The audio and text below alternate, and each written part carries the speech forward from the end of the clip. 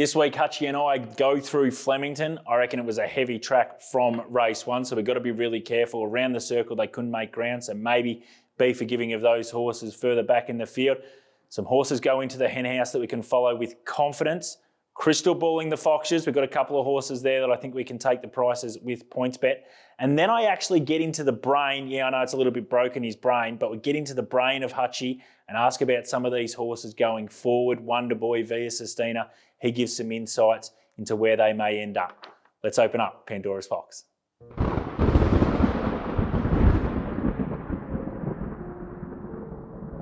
Hello and welcome to Pandora's Fox. My name's Julian Valence, joined on the right, not on the left, by Racing.com analyst Clint Hutchison. How are you, Hutch? Got through the week? Got through the hail? Well, what about the conditions out there? Yeah, this is my better side, Jules. Yeah. I demanded to be on the right this week. Yeah. Tell me what you think. Let me know. White M&Ms too. Bit of Mariah Carey about Hutchie, if people didn't know. Yeah, without the notes, without the high note. What about that weather at Flemington? Yeah. Oh my God, I don't know what to make of it, and it's making it really difficult actually to rate the meeting. Yeah, it does. So let's get into the track intel, and we're going to do our best.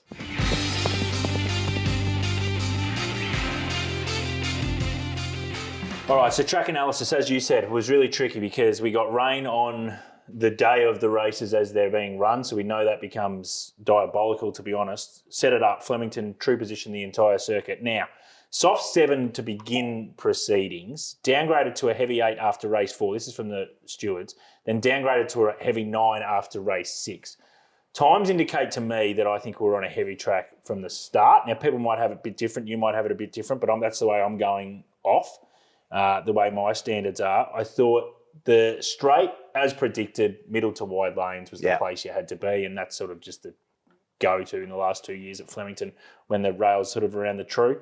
I thought the circle with that southerly wind on speed was an advantage. There might have been one that's an outlier we'll get to that the race went through the roof, Hutch, but I think it was hard to make ground there on Saturday around the circle. Yeah, I think that's a fair call. And in terms of it being heavy early on, I mean, the wind was on and off through the day. Some races it had a serious impact and others it didn't. And that's, once again, the challenge. Deteriorating track, windy conditions. We've got to throw in a bit of hail in there as well. So I just found it very, very challenging all round. It's actually, you brought up an interesting point. It's just a theory that I've mentioned a couple of times and I've usually been thrown out the window for it. But you said that the wind before some races stopped. It did. That wasn't to do with when the rain came, was it? Because you know that it's actually physically, again, scientists out there, correct me if I'm wrong, it's physically impossible for it to rain and be windy at the same time. Is this one of your theories? Yeah, I think it's right.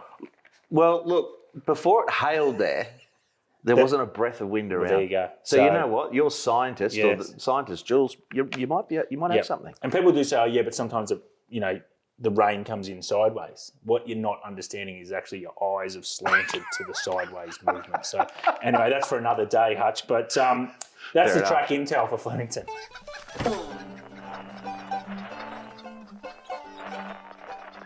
Right, let's get to the Hen House. As we've spoken about, it was a really tricky day to rate, so you've got to be sort of a bit touch and feel, and even then I think you've got to be forgiving of what you might give and not give certain horses. But I've got to put this race into the Hen House, and probably the winner in particular is race 4, Growing Empire's the horse. Now, slow overall time, 3/4 of a second outside standard time, but the last 400, 200, pretty good compared to the rest of the day. I just think he's a really, really good horse, which is, I'm not saying anything out of the ordinary, but I just love the fact when First Settler went there to get him at probably the 200, and you're like, he's probably vulnerable here. It was almost like you felt him and then went again, and I think that's a sign of a really good colt that's competitive. Well, Mark Zara said post-race he was actually going to break into a trot. He hit the front. I mean, he was sort of being a bit facetious, but the horse had thought he'd clocked off a bit because I presume to start before he sort of throttled him down and he thought he'd done the job. I love that. I mean, his action in that ground, he was back and trip. He had a lot against him. He did. He had the inside draw as well. Yeah. So as much as he sort of came to that middle part of the track, it's still not ideal what he had to do. And he responded when that horse came to him. And he's tactically versatile. I don't know. He's the real deal for sure. Yeah. He's the real deal. We're going to talk to him a little bit later in the Crystal Balling the Foxtures. Hutch, I think there's a race for him. But I love the fact that I still don't know where the ceiling is. So usually when you see a horse after 4 or 5 starts, you go, I think he can get to this mark. we still don't know where he is under full pressure of horses coming at him from everywhere, and even in a really fast run race. He might even go better again, which is pretty scary for the opposition. It is. It wasn't. I mean, you mentioned the times. Look, he didn't rate anywhere near what he has done with me. So I was sort of like, but you know, a lot of those horses still outside of him and how you tie the form and etc. I'm still trusting what I'm seeing with him, and we'll talk about him later. Yeah. The other race that goes into the Hen House, this is purely off the fact that this was just a benchmark 78 race, Hutch. It was race 6. Criciore's the horse that wins a race off 91 days and puts me completely into a hole after launching Nicolino Vito and getting into the right spot and being home for all the money. I shouldn't laugh. Good go back to third just to top it off, please. That's outrageous. Look, they've gone a second inside standard time. The last 400, 200 is just about the best of the day, which is just outrageous. This race is going to provide plenty of winners for the punters out there because I think you can be with, again, we've got to be careful of the Waller first up horse, what he does there at 20-1, where he goes to next start. I think Nicolino Vito, yes, Holy Man's was really solid in third, but there's a few others that further back in the field. You identified one just before. You can name that horse. What was his name? Oh, Aaron Bay. Aaron Bay. He was really good too, wasn't he? Oh, look, I backed Holy Man's on the day. It had a lovely run. And I was sort of, feeling relatively confident. Just looking how well this race has come up ratings-wise, it's quite incredible. And I can't get my head around it. I don't understand it because there's a lot of reasons why it shouldn't have gone as well as it has. So trust this race. Yes. This race will throw up plenty of winners. And Aaron Bay in particular is one because he usually needs that first up run, doesn't he? Yeah, and he usually go second up. Oh, he probably might still be half a run short because he's usually that on-speed horse that you need to be just about fully wound up. He actually does just about peak second up. So I think you can be with Aaron Bay. I thought Macram was really good, who was first up. He didn't have much luck probably in the last 300. I think there'll be a race for him, probably big track horse. Yeah, and a few others. I think that, as you said, it's a race you can follow. I think El Soliato even was one that sort of might have been a hidden good run. But trust it, follow them wherever they go because a lot of those horses have got sort of different options as well. Absolutely. As we say, it's just a benchmark race that was run on a Saturday. So you might find them on a Wednesday or a Sunday somewhere in a country cup race somewhere. Be with them. They're going to win you plenty of money. Third race goes into the Hen House. Now, this didn't rate through the roof for a Group 1 race, but I just loved the whole theatre around the beginning of this race in terms of the market. I'm talking of the Makybe Diva Stakes, Hutch. Let's start with the market. Mr. Brightside, it was $3.90 into $3.40. Via Sistina was soft, $2.20 out to around $2.60, $2.70. And Pride of Jenny, the market wanted to be with her, $6.50 into $4.80. So that's the starting point, that's where the market gravitated towards for those three horses. And then I thought the contest itself was an absolute ripper. Oh, well, we stood around after it. We could, I was obviously working on the day there at Flemington. The studio's right next to the paddock, and we all just applauded the race. I mean, there were so many people just clapping. The Jenny cheer squad were there and the Brightside as well. But it was just a fantastic contest. It was a real exciting race to watch. Yeah. And it lived up to expectations. There's a bit to take out of it. There's some disappointing, or one in particular disappointing run, which we're going to touch on, but he was fantastic. Yeah. Wet track was a big plus for him, wasn't it? Yeah, absolutely, no doubt. And also I think the big factor, and we spoke about this on the Jules and JJ show on Thursday, was that we thought Antino wouldn't miss the start with Blake Shin in the saddle, and that Antino might end up being the horse that Mr. Brightside can get the backside off and doesn't have to be the one that does the donkey work, theoretically. And it probably won him the race because there wasn't much margin in it at the end. And if Antino misses the start and Brightside has to do that hard work from, say, the 800 to the 400, maybe it's a different result. So I thought Antino, the map there was important for it. Pride of Jenny was just absolutely sensational. That's what we love with her. So she's back there. Prep goes on wherever they may end up. And Brightside. Who was nearest the pin, by the way? I think were you $3? No. Well, so we did. We ended up doing Pride of Jenny. Right. We ended up doing Pride of Jenny. So we were both pretty ordinary, to be honest, because I went $7 and JJ went $8, even closer to $9 for her. Pattern of the day, probably. And that was the thing. We also spoke about the Southerly win, that we think if that kicks up, the market will probably gravitate towards her, which it did. She ran right up to that. Mr. Brightside ran up to its backing as well. So good to see the race. But I just loved it from an early race in the spring, sets up the rest that we go. All our good horses ran really well, except probably one with an asterisk. And I'm going to ask you about that in the last segment of this show. So hang on to that, punters. But that's the Hen House for Flemington this week.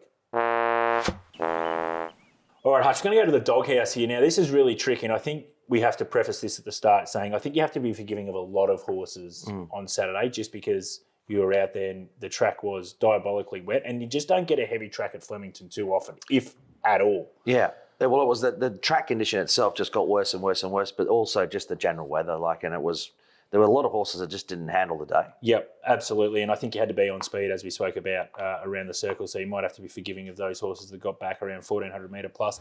The race I'm putting in the doghouse, and maybe I'm being a little bit too harsh, was the race that was won by Bellatrix Star. I'm just a little bit worried about these Victorian fillies around. We sort of spoke about Bold Bastille when it was first up. Got absolutely, drifted in betting, runs fourth to Mornington Glory.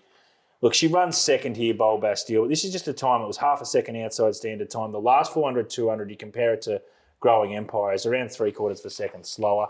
I just think if they were to take on the boy, these kinds of horses, you go, okay, well, maybe they can aim up for a Kumul. I just can't see anything of these fillies in this race making any impact. Now, they might be able to race against each other and they'll take their turns and that kind of thing, but it's just a race I think the market's going to I think it's a fair call. I mean, Winner loved the wet track, handled the conditions, bit held up, ran on well. I think Drifting was in that race. It had an internal issue. Yeah, okay, so there was an issue there, okay, because it was really well back too. Yeah. So that was an interesting one that actually did have an issue. So, But yeah, I think it's a race we can avoid. I think the market takes a set against it. So maybe if you see these horses again, what we're trying to push you into here is different form line might be the answer here, no matter where it is, even provincial country. Look for those horses with the high ratings coming out of that. That could be a gold mine.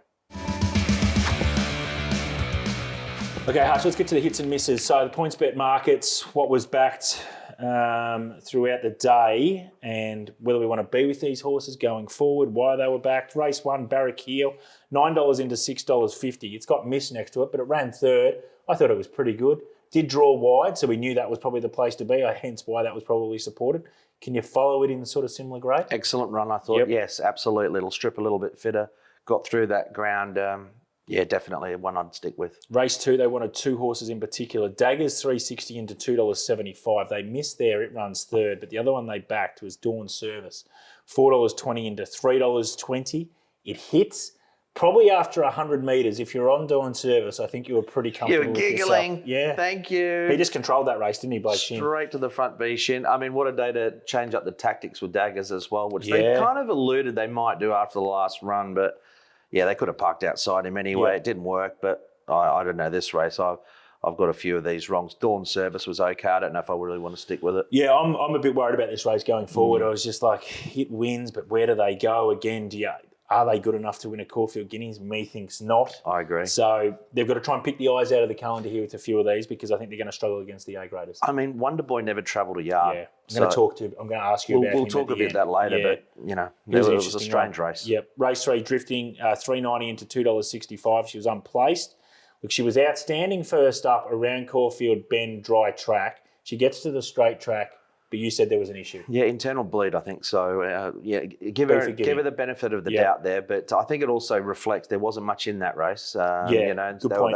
They were thinking that she was going to hold a mark and it was going to be good enough. Yep. Race 4, First Settler, $11 into $6. Obviously, this was the Growing Empire race.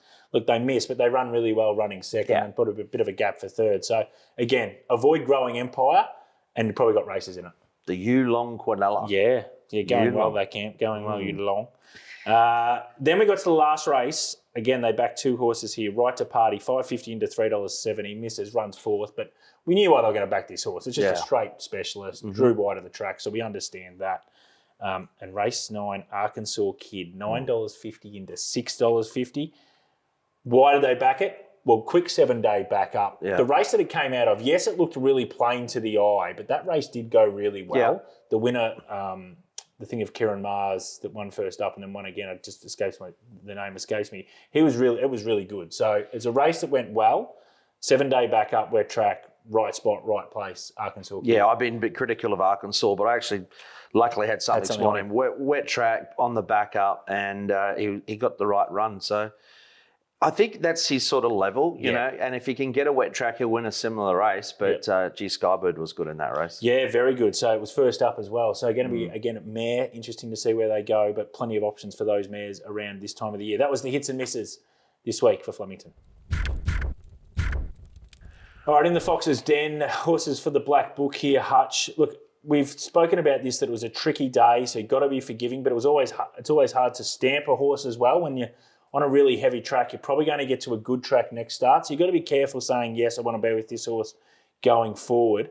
But I think this horse has got plenty of scope. It was off 140 days. It won the first race. His name was Moby Dick.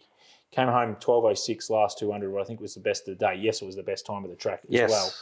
But I think he's only had 5 or 6 starts. He's a horse that can progress really quickly. I think he's going to put a picket fence if they place this horse. I think the format of that first race will work out okay. We mentioned Barrack Hill where they backed it. Yep. I reckon, you know, you want to be following Moby Dick. They only had like 4 runs in that first prep and sort of tailed off a bit in that final run. But this was a fantastic win. He didn't have a clear run really through. So no, he's a nice horse. Yeah, and we're soft in the market too. $7 out to $11, which always gives an indication that there might be plenty to come for the prep. So positive for Moby Dick. Do you want to put Aaron Bay in? Aaron Bay will be mine. I just think that second up profile is a horse that really held his form well last preparation. The race has gone well. And he's got that ability to settle, you know, forward. Yeah, and I love that. You know, I like him. I think that race will stack up well, and Aaron Bay is definitely one for me. Yeah, so on a really tricky day, the 2 horses for us, Moby Dick and Aaron Bay for the Fox's Den punters.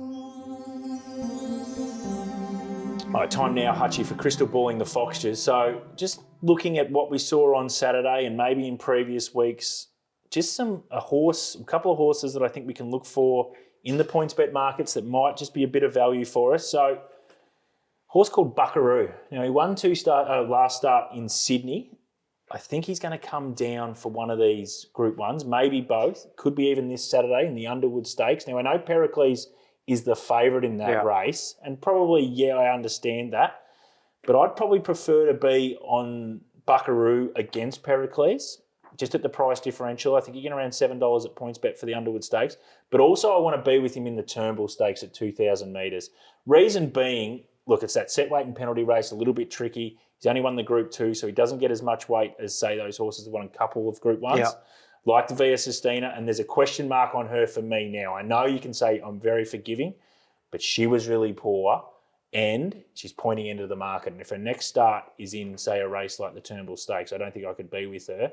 She could come out and blow them away. It's interesting to see what the market will do with her, actually. I'm the same, I'm with you. But Buckaroo, it was impressive last time, wasn't it? Yeah, and it just sit on speed, especially around Caulfield, 1,800 metres or 2,000 metres. We know it's an advantage in Group 1 races where there might not be a lot of speed. I just thought at those prices, $7 Underwood at the moment, $15 I think kicking around for the Turnbull with PointsBet. I think you can have something on Buckaroo.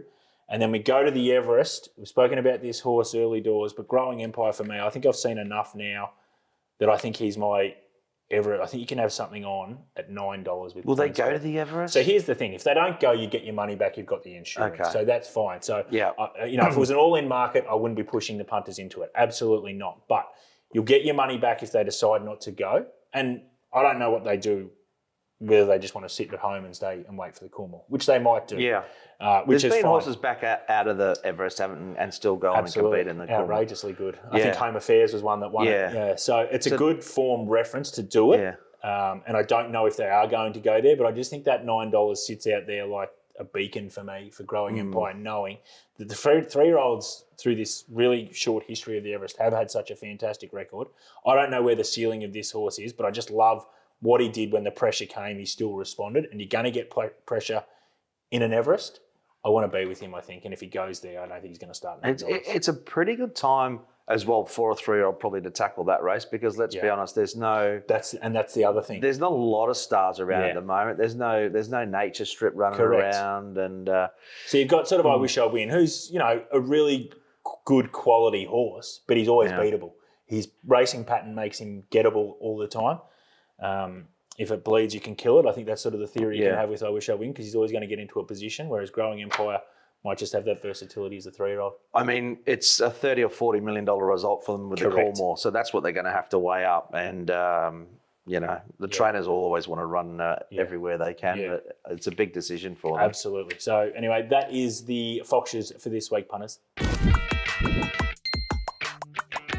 All right, punters, now it's time to think outside the Fox. So it's my opportunity here to just pick the brain of Hutchie on a few horses that we saw on Saturday and where you think they fit or what we do with them next start or we just get rid of them entirely. I want to start with Wonder Boy. He was in the bin on Saturday, which sort of was surprising. I know he drew 1. I couldn't get him as short as what the market had him early doors, but he was $2.50 out to $4.80. Do you think he's a better 1,200 metre horse with speed on, or do you think he needs even further than 1,400, which we saw on Saturday? Because I don't know what to make of that run that we saw. My brain hurts. And there's not much of it, but I tell you this, I don't know what to make of that run. He never travelled a yard. He was sort of going to finish right at the back, and that last 50 or 75 metres. That was the weird bit, wasn't it? The last 50 was like, hang on, coming again. Like, what is going on? Like, was it the conditions? Was it the track? I don't know. I mean, prior to the race, I would have thought 1,400 mile. After it, I was like, I don't even know if you're that good. Yes. And I'm going to lean that way. Yeah. Now. I don't know. I couldn't back him next up. No. Whichever way they decided to correct. It'll be really interesting to see what they do with Wonder Boy. My gut feel is of looking at what he's done, I want to see him in a high speed 1,200 metre race and see what he does there. Maybe that's his sweet spot. But again, we're getting Goldilocks areas there that you need lots of things. If they go back to 1,200, I want the blinkers on. Yeah, good shout. Let him travel in a race. And we'll see what he's got. Yep, good shout. All right, next one. This is going to be interesting because plenty of people will be talking about it. Via Sistina.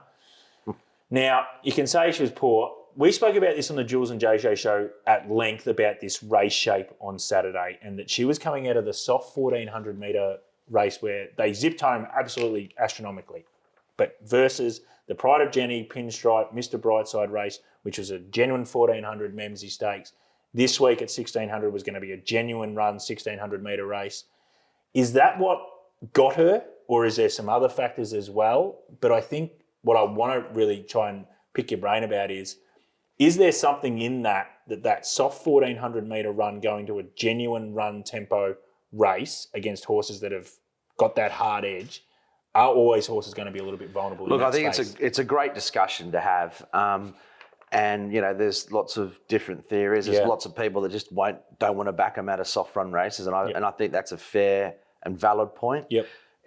For me, it carries a little more weight if, you're beating a couple of lengths and you're there to challenge and then it gets tough. Yeah. Via Sistina was not going to win a long way from home. She's off the bit early, wasn't she? She was gone a long way from home. Yeah. So I don't know with her now, and I really don't know. I mean, that's the other thing that I did realise, like leading into it, like her 2 wins at Group 1 level in Australia have both been off very slow speeds. Yeah, the Ranvet was a very slowly run race, wasn't it? Yeah. But she was very good, of course, in the Queen Elizabeth. But I don't know. Like I couldn't back her next time. Yeah. I mean, it's all price dependent, but I don't know. Well, she's going to be short. I mean, saying short, she's going to be south of $3. No one's going to put her up $6 or $7. Exactly. So sensitivity comes into it, doesn't it? You got to be careful with that. So she's going to be a real head scratcher. It's a tricky one, and it's the theme of the day there at Flemington. There's so many horses like Wonder Boy, like her, that I don't know. You just have to give them another look, but you can't be with them next start. Yep. Okay. Next horse I'm going to ask, because this horse now wins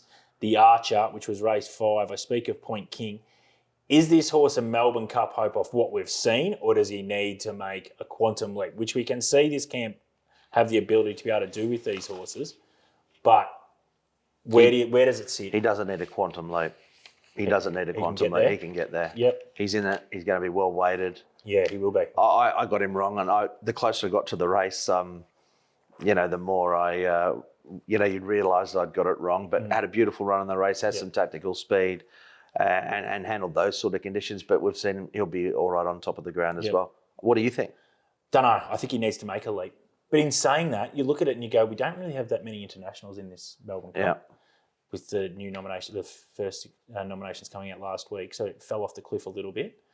We might not have a really strong Melbourne Cup. It just might be Johnny on the spot this year. And it's going to continue to progress. I think it made a big step from the Moonee Valley win to being able to win. I like the market support for it. That's a positive as well.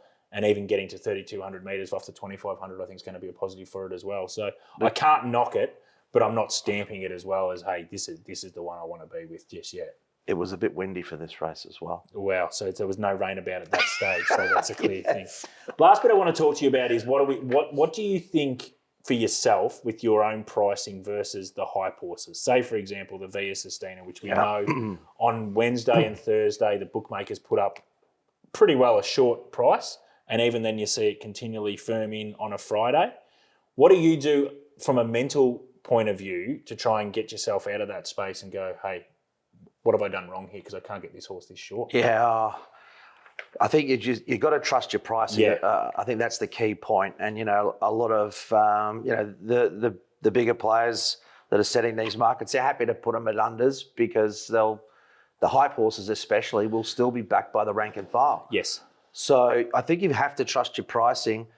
I generally bet late anyway, but if you're going to bet early, you've got to have a fair bit of meat on the bone, don't you? I think that's the key. Yeah, and you've got to understand too is that, and this is legal, so we're not saying it's not, there's some market manipulation by the bookmakers out there that a horse that might go up $2, they're happy to actually bring it into, say, $1.80, $1.85, knock it off on the exchange sort of on a Thursday night or a Friday to get that price in so they can sell it shorter.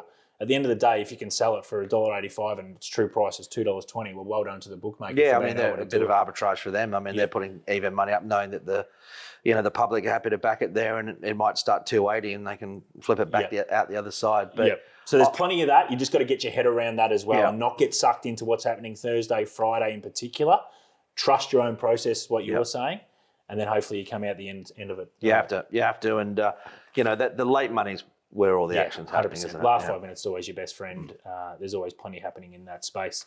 We're done, Hutch. We've got through it. Flemington, as we said, was a tough day. And no pickleball. There was supposed to be pickleball. There was. Well, I did see a court there, but I think it got swept away to Siberia or something. It did. And, next time it's on. Well, we're in. We've been speaking of it for 2 weeks now.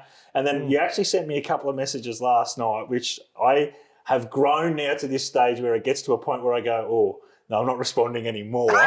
So I know what's happening. But yeah, you were very adamant that you'd get me on the pickleball court and clean me up. So it's going to happen, punters, and we're going to tape it. And I tell you what, it's going to be some interesting viewing. But thanks for watching. That was this week's Pandora's Fox, and we'll see you next week.